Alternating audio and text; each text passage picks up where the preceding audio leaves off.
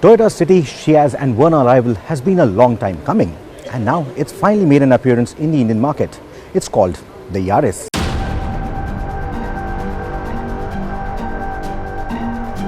Many, including us, speculated that it would be the Vios that Toyota is planning for the Indian market.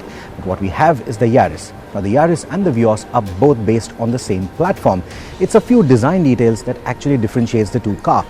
Now this particular model has a slightly sharper design. If you look at the headlights, if you look at the wide grille, the DRLs, everything sort of shows a width of the vehicle in a very sharp manner. You have sleek headlamps, you have sleek tail lamps, and that gives this car a slightly sporty appearance as compared to the Vios. Toyota has tried to give this cabin a slightly sportier edge over the rivals. You get this bolstered steering wheel, you get these nice analog clocks for the tachometer, the speedometer, you get a 4.2-inch multi-information display. You have these sleek AC vents as well, so I think it looks quite nice and sporty. Now, instead of going with an all-black layout like what is popular with the Yaris in the Asian markets, Toyota has chosen the more popular color scheme for the Indian market, which is the black and the beige, and I think it looks quite good. The touchscreen infotainment, it's a 7-inch system. I think it looks okay, but we have seen better in this particular segment. So that's a bit of a downer for me. Overall, the cabin has a nice youthful vibe to it, which is a good thing. But we have seen better in this segment as well. But like I always say, design is something of a personal choice. I personally like this. I think it looks quite premium. The Yaris doesn't have the best-in-class legroom, and that sort of shows inside the cabin. I know they have made all attempts to liberate as much legroom and as much foot space as possible, and that shows. There's clearly decent amount of room even with this driver seat set to my preference. The headroom, however, with that receding roofline is a bit of a problem, especially for someone of my height. I'm almost there at the limit. Someone taller than me is going to hit the roof every time you go over a bump. Again, they've given you a flat flooring to sort of incorporate 3 adults at the back, but I don't think that's happening because you have this center console protruding all the way back.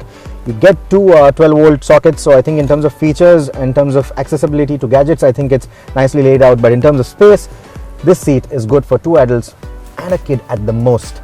The Yaris is quite a popular model in the Asian as well as the global markets. The India spec model, however, differentiates itself by riding slightly higher, and that is to compensate for the bad roads that the car will tackle on our roads. Toyota tells us that it is not just the suspension that has been tuned up for the Indian roads. It's also the noise, vibration and harshness levels of the cabin that have been sort of reduced to tackle the bad roads.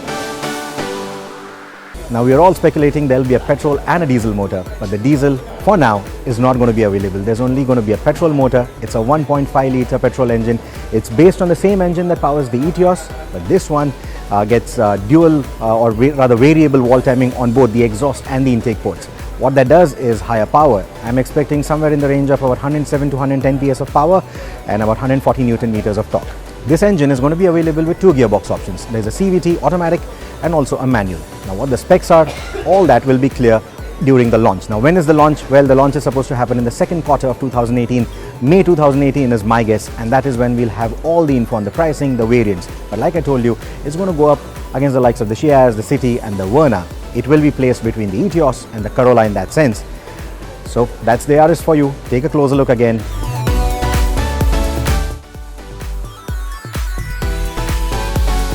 The Yaris is also brimming with features. The touchscreen system I already told you about.